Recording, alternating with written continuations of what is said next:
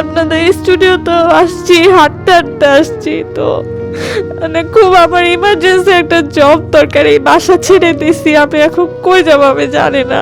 মানে একটা মানুষ কেমনে এমন হইতে পারে আমার জানা নাই। আমাদের জন্ম ঢাকা, আমরা 2 ভাই বোন। আমার বাবা একটা হাই স্কুলের টিচার ছিল, এখন রিটায়ার্ড। তো আমার মা মারা যায় 2018 সালে। তো তারপরে 23 সালে একজনের সাথে পরিচয় হয়। সে পড়াশোনা করে একটা রিনাউন্ড ভার্সিটিতে। পরিচয় ফেসবুক থেকে হয়েছে একদিন। মানে আমি নতুন ফোন নিয়েছিলাম, তো ফোনে আমি এক ফোন থেকে আরেক ফোনে ট্রান্সফার করতে যেয়ে হুট করে আমার মানে ফোন থেকে রিকোয়েস্ট চলে যায়। মানে আমার ফোনে টাচে সমস্যা ছিল, তো রিকোয়েস্ট চলে যাওয়ায় আমি বুঝতে পারি নাই যে রিকোয়েস্ট চলে গেছে। রাত্রেবেলা অ্যাকসেপ্ট করছে যখন, তখন আমি টের পাইলাম। তারপর অ্যাকসেপ্ট করার সাথে সাথে আমাকে মেসেজ দিছে, হ্যালো আপনি কি আমারে চিনেন? তখন আমি বললাম যে না, আমি অ্যাকচুয়ালি চিনি না, আসলে এরকম এরকম হয়েছে। তখন তার সাথে আমার ওইভাবে কথা শুরু হয়। কথা শুরু হওয়ার পরে তো ভালো একটা ফ্রেন্ডশিপ হয়ে যায় ওর আমার মধ্যে। তো এরপরে সে আসলো, এইভাবে করে প্রায় দিনই আমাদের দেখা হতো। তারপরে হুট করে একদিন মানে সে না আমাকে ইনডাইরেক্টলি বোঝানোর চেষ্টা করে সে আমার প্রতি কিছু একটা ফিল করে। ইভেন চলাফেরার মাঝখানে আমি একটা জিনিস খেয়াল করছি, আমি শাড়ি পরতাম, তখন কি করতো সে আমার শাড়ির আঁচল নিয়ে, মানে যদি মাটিতে করতো তখন সে ময়লা হবে দেখে শাড়ির আঁচল নিয়ে তার পকেটে গুজে রাখতো। তো এই জিনিস ছোট ছোট জিনিসগুলোই না আমার ভালো লাগে। তো এরপরে কি হলো, সে আমাকে একদিন এভাবে বলতেছে, তোমাকে আমার দরকার, তোমাকে কি আমাকে দেওয়া যায়? তারপরে আমি তাকে আমার পাস্টের কথা বলে দিই যে দেখো আমার এই পাস্ট, এখন তোমার যদি মনে হয় যে আমার পাস্ট শোনার পরে যে তুমি আমাকে অ্যাকসেপ্ট করতে রাজি আছো, তাহলে আমার সমস্যা নাই। যদি তুমি হ্যাঁ বলো তাহলে আমি আর প্রেম ভালোবাসার মধ্যে যাব না, আমি ডিরেক্ট বিয়ে করতে চাই। তখন আমাকে বললো আমাকে একটু সময় দাও। মানে সে একটু আর কি মন খারাপ হয়ে গেছে তার। বললাম কতক্ষণ সময়? তো তখন সে বলল 1 ঘন্টা। তা আমার ঠিক আছে, সময় নাও, সমস্যা নেই। তো তার একটু পরেই সে আমাকে, মানে 1 ঘন্টাও হয় নাই, সে আমাকে রিপ্লাই দিয়ে দিল। সে আর কি আমাকে চায়, আমার পাস্টে কি হয়েছে না হয়েছে সেটা সে জানতেও চায় না। ইভেন সে শুনতে চায় না, আমি তাকে জোর করে বলছি। সে বলছে পাস্ট ঠিক আছে, পাস্ট মানুষের পাস্ট থাকতেই পারে, বাট আমার এগুলোতে ইন্টারেস্ট নাই, আমি তোমারে চাই, এখন তুমি কি বলো? তা আমি বললাম ঠিক আছে, তাহলে যেহেতু তোমার কোনো সমস্যা নেই আমার সমস্যা নাই। তারপরে আমার বাবার সাথে ওকে পরিচয় করা দিই। বাবাকে বলি নাই যে এরকম ভাবে তার সাথে আমার রিলেশন চলতেছে। বাবাকে বলছি দেখো ও তো আমাকে বিয়ে করতে চায়, তখন তুমি কি বলো? তো বলতেছে ঠিক আছে আমি তার সাথে দেখা করি। তো বাবা গ্রাম থেকে ঢাকায় আসে তার সাথে দেখা করার উদ্দেশ্যে। ঢাকাতে আপনি একাই থাকতেন? জি, আমি একাই থাকতাম। মানে বাবা রিটায়ার করার পরে চলে গেছে, তারপর আমি একাই। দেখা করার পরে তারা একসাথে কিছুক্ষণ কথা বলছে। তো বলার পরে না বাবার কথা ছিল যে তুমি ওর সাথে আর যোগাযোগ করো না। তো আমি বললাম কেন? তখন বাবা কিছু বলে নাই, আসলে বলতেছে আমি বলছি তুমি ওর সাথে যোগাযোগ করো না। তা আমি বললাম ঠিক আছে। মানে আমি ভাবতেছিলাম যে অ্যাকচুয়ালি কি হইলো বা কি করব। আমি তখন তার ফোন রিসিভ করতাম না। তখন সে হুটহাট করে না আমার বাসায় চলে আসতো, যে আমি কেন ফোন ধরতেছি না, বা আমি বাসায় আসি কিনা নাই কিনা সব। আমি যে বাসায় থাকতাম সেই বাসায় বাড়িওয়ালা আর তার ওয়াইফের সাথে ওর পরিচয় হয়ে গেছিল, তাদের মাধ্যমে আর কি আমার খোঁজ খবর নিত। তারপরে সে আমাকে ননস্টপ ফোন দিত, করতো যে কি হয়েছে তোমার, হুট করে ফোন ধরো না। তো এরকম করতে করতে একদিন বাবাকে বোধহয় ফোন দেয়, সে বলতেছে যে ও তো আমার ফোন রিসিভ করে না আঙ্কেল, তো কি করব। তখন বাবা আমাকে বলে যে তুমি ওর ফোনটা রিসিভ করো, তুমি কন্টাক্ট রাখবা না সেটা ডিরেক্ট বলে দাও রাখবা না। তো তখন আমি ফোন রিসিভ করলাম, বললাম হ্যাঁ কি হয়েছে, কি সমস্যা? কেন ফোন রিসিভ করতেছো না? তা আমি বললাম আমি তোমার সাথে কথা বলতে চাই না, তুমি বাবাকে কি এমন বলছো যে যার জন্য বাবা আমাকে কন্টাক্ট করতে না বলছে? তো তখন ওর কথা ছিল কি যে আমার বাবা ওকে মানে ট্রাই করে দেখতেছে যে ও আসলে কেমন, আমার মেয়েকে মানে ঠিকভাবে রাখতে পারবে কিনা, সেজন্য আমার বাবার চাল ছিল এটা। আমি বললাম যে আচ্ছা আমি একটু চিন্তা করি তারপর তোমাকে জানাবো। তো তারপরে হুট করে একদিন কি জানি হয়, আমার বাবা বলে কি ওর ফোন ধরো, ওর সাথে কথা বলো। কিসের জন্য জানি না, মানে আমার বাবার কথা ছিল যে তার সাথে আমি আবার কন্টিনিউ যোগাযোগ করি। তো আমি আবার সব নর্মাল হয়ে গেল। তখন বাবাকে বললাম দেখো ও তো বিয়ে করার জন্যই করতেছে, তো এখন কি করব? তো বাবার কথা ছিল যে ওর বাড়ি কোথায়, ওর বাড়িটা সে দেখে আসবে। তো তখন ওর সাথে কথা বলে জিজ্ঞাসা করছে তোমার বাড়ি কোথায় আমাকে বলো এসেই। তো বলছে, বাবা সেটাতে রাজি হয়েছে, সে যে খোঁজ খবর নিচ্ছে। আসার পরে আমার বাবা বলতেছে যে আমি খোঁজ নিয়ে আসছি, সমস্যা নেই, তুমি করতে পারো, আমার কোনো আপত্তি নাই।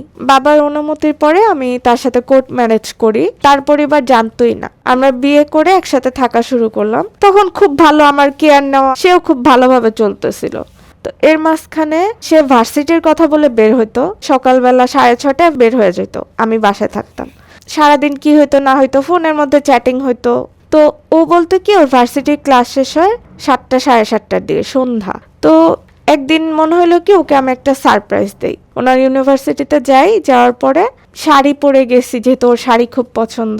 তো বিকাল 4টা বাজছে ওখানে পৌঁছাইতে, আমি বাইরে ওয়েট করছি। তো এর মধ্যে কিন্তু ও আমাকে ননস্টপ চ্যাট করতেছে যে আমি খাচ্ছি, ক্যান্টিনে আসি, বা একটু পরে আমার ক্লাস শুরু হবে। জি, এরকম করতে করতে সন্ধ্যা 7টা এরকম হয়ে যায়। দেখি কি মানে ভার্সিটির বাসে করে পোলাপান চলে যাচ্ছে, ভার্সিটির লাইটও বন্ধ হয়ে গেছে। ও তখনও আমাকে ননস্টপ মেসেজ দিচ্ছে যে আমি তখনো বলেন নাই যে আপনি ইউনিভার্সিটিতে আসছেন? আমি তখনও তাকে বলি নাই, যেহেতু সারপ্রাইজ দিব। তা আমাকে বলতেছে আমি তো ভার্সিটিতে একটু পরে আরেকটা ক্লাস শুরু হবে। তো যখন 7টা 7:30 বাজে তখন সে আমাকে বলল কি আমি বের হইছি। তখন তো আমার খটকা লাগলো যে মানুষটা বের হয়েছে, তাহলে কি আরেকটা গেট আছে? তখন আমি দারোয়ানকে জিজ্ঞাসা করি যে ভাইয়া এখানে কি আরেকটা গেট আছে পিছনে? পরে বলল না তো, এখানে একটাই গেট। তখন আমি ওকে ডিরেক্ট মেসেজ দিলাম তুমি কোথায় আছো? বললাম যে আমি তোমার ভার্সিটির সামনে। তখন বলে তুমি কি ফাইজলামি করতেছো আমার সাথে? তখন আমি বললাম না তো, তুমি কোথায়? তখন সে স্বীকার করে না। এক পর্যায়ে মানে অনেক ঝগড়াঝাটি পরে তখন সে বলে আমি তো মিরপুর চলে আসছি। তখন আমি বললাম তুমি আমাকে নিতে আসো, আমি এখানে কিচ্ছু চিনি না। সে বলল ঠিক আছে তুমি থাকো, আমি আসতেছি। এর মধ্যে মানে ওর ভার্সিটির আশেপাশে পুরো মরুভূমি, সব ফাঁকা, ইভেন পুরো হোল এরিয়ায় মনে হচ্ছে আমি একা দাঁড়ায় আছি। আমার ভয়ও লাগতেছে। তো তারপরে আমি কান্না করতেছি, মানে যে সে আমাকে মিথ্যে বললো। আমি ওখানে মানে কাঁদতেছি আর হাঁটতেছি, মানে আমি বুঝতে পারতেছি না আমি কি করব, মানে মনে হচ্ছে পায়ের তলায় মাটি নাই। তো তখন কিছু ছেলে এসে বলতেছে আপু কোনো সমস্যা, আমরা তো ওই ভার্সিটির, যদি কোনো সমস্যা মনে করেন বলতে পারেন। তো তখন আমি বললাম যে না ভাইয়া আসলে একটু ফ্যামিলির সমস্যা।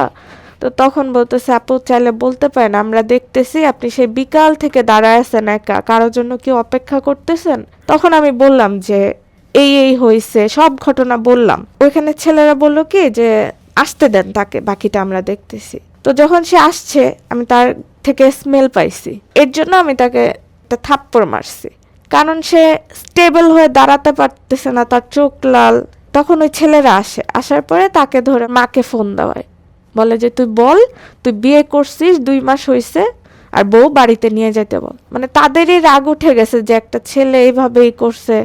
হ্যাঁ, আমি দাঁড়ায় আছি। তারপরে সে বলল পরদিন তার মা ভাই ঢাকা আসে। ফাইনালি তার বিয়ের ব্যাপারটা পরিবার জানলো।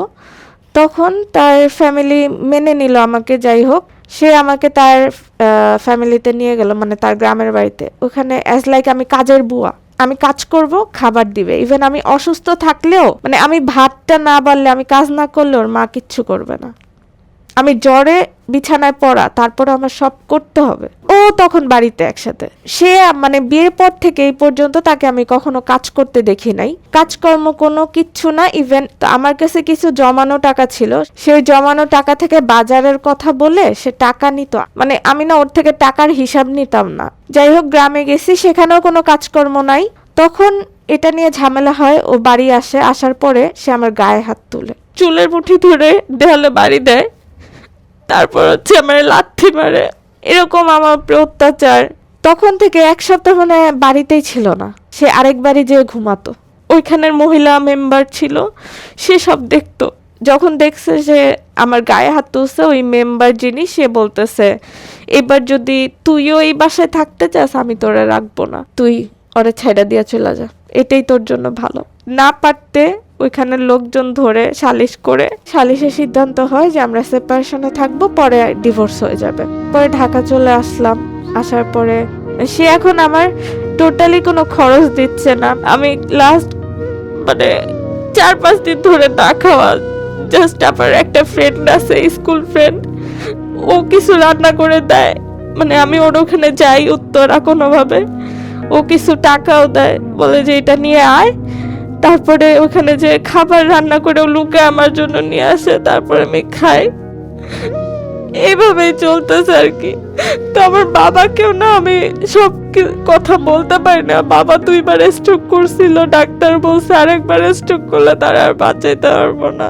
বাবাকে শুধু বলছি যে আমি একটু তোমার কাছে এসে থাকবো কয়দিন। বাবা হয়তো বুঝতে পারছে কিন্তু কিছু বলে নাই। আপনাদের স্টুডিও তো আসছি, হাঁটতে হাঁটতে আসছি, তো মানে খুব আমার ইমার্জেন্সি একটা জব দরকার। এই বাসা ছেড়ে দিছি, আমি এখন কই যাবো আমি জানি না। মানে একটা মানুষ কেমনে এমন হইতে পারে আমার জানা নাই। সে বিয়ে করছে, আমি তার বারবার বলছি তুমি এইভাবে কেন আমার লাইফটা নষ্ট করলাম। মানে সে নিজে সবার কাছে ভালো সাজে আমাকে খারাপ বানায়, তার জন্য আমি সব হারাইছি, সব মানে করছি। আমার এখন টাকা পয়সা সব সে নষ্ট করছে, এখন পুরো শূন্য অবস্থায় সে আমার ফেলায় রেখে চলে গেছে। জব করতাম সবই তার জন্য ছাড়া হয়েছে, মানে সে আমার জবও করতে দিবে না। আর আমি যদি লাইফে কখনো কোনো ভুল করে থাকি, মানে আমার এইটাই হচ্ছে সব থেকে বড় ভুল, যে আমি তারে বিশ্বাস করছি, তারে আবার সুযোগ দিছি। মানে সবাই আমাকে বলে যে কেন সুযোগ দিলে, ওটা আমি তো বুঝি নাই যে সে ভালো হয় না, আমি তারে ভালোবাসছিলাম। সে এখন আমার খোঁজও নেয় না। মানে আমি তারে বলছি কিছু টাকা দাও, আমি খাবো, চলতে পারতেছি না, সে ওইটাও দেয় না, বলে আমি টাকা কই পাবো, আমাকে কোনো টাকা দেয় না। উল্টা তার সেমিস্টার ফি আমি 2 বার দিছি আমার অ্যাকাউন্ট থেকে, যার কারণে আজকে আমি শূন্য। আমার সব সেভিংস শেষ করেছে, এখন মানে আমার সাথে নাই। টোটাল কথা হচ্ছে আমার টাকা নেই, তো এর জন্য আমার সাথে নাই। আজকে আমি যদি বাবার কাছে চলে যাই, বাবার যদি কিছু একটা হয়ে যায়, এই চিন্তা করে আমি বাবার কাছেও যাই না। বাবার আমার ফোন দেয় যে কবে আসবি বা কি হয়েছে, কোনো সমস্যা, আমি বলছি না। সে যদি জানে এরকম আমি না খেয়ে আছি, যে তো ওইখানে স্টক করে বসবে, আমি কি করবো আমি জানি না। আমার একটা জব দরকার, মানে আমি কি করবো না আমি বুঝতে পারতেছি না। মানে আমি কি এমন অন্যায় করছিলাম, আমি তো তার কাছে টাকা পয়সা চাই নাই কখনো, মানে তার কাছে একটু সময় চাইছি। সে আসলে মানে ঠিক হবে না কোনোদিন, আমি এখান থেকে বের হইতে পারতেছি না। সে মানে আমি মেন্টালি পুরাই হয়ে গেছি। যে আপনারা যদি কেউ আমার একটা জব দিতে পারেন, আমি আগেও জব করছি অনেক, সো আমার অনেক এক্সপিরিয়েন্স আছে, এইটুকু সাহায্য করলে আমার অনেক ভালো হয়।